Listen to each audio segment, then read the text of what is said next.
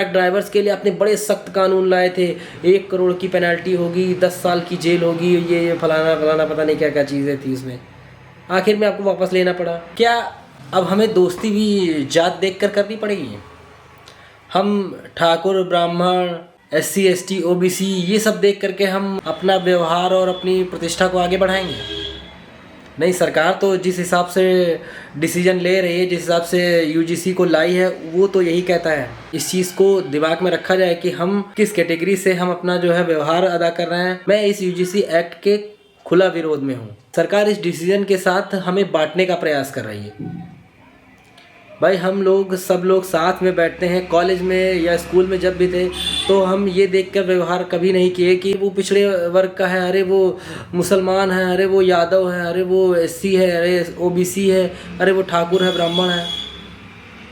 कहीं कहीं पे देखिए होता है, बट हर जगह नहीं होता है।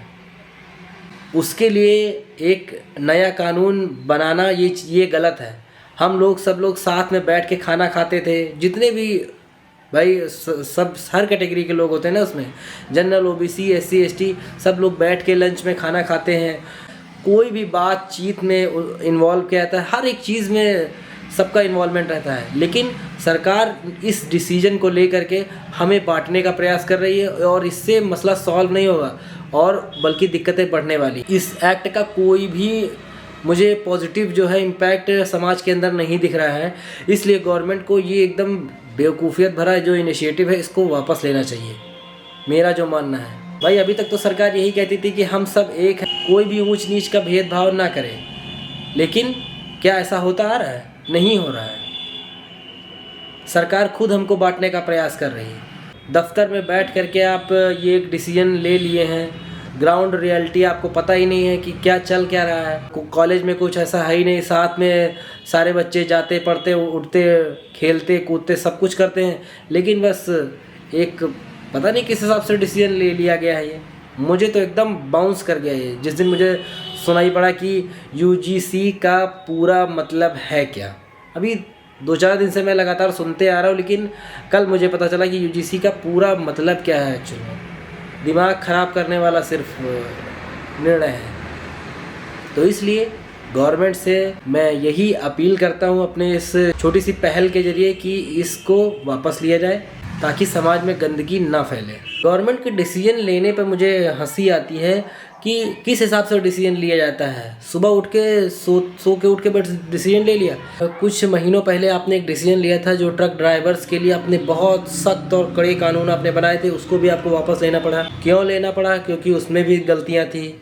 तो ऐसे जोश में क्यों ऐसे डिसीजन लिए जाते हैं जो आपको वापस लेना पड़े?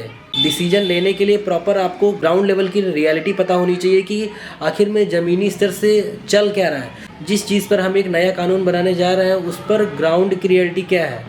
लोग एकदम ज़मीनी स्तर पर जाके लोगों के बीच में कम से कम देखिए तो 4 जनरल, 4 OBC, 4 SC, 4 ST सब कैटेगरी के 4-4, 5-5 लोगों को इकट्ठा करिए और उन लोगों को फिर बात करते हुए आप सुनिए। जहाँ पर ऐसी भरी सभा हो रही हो तो उन लोगों से रिसर्च करवाइए, तब एक डिसीजन लीजिए। तब अच्छा लगता है कि हाँ ये एक वेल प्लान्ड डिसीजन है, वो चीज़ समझ में आती है। आज सरकार ने ये लागू कर दिया, कल सरकार ने ये वापस कर लिया, ये चल क्या रहा है?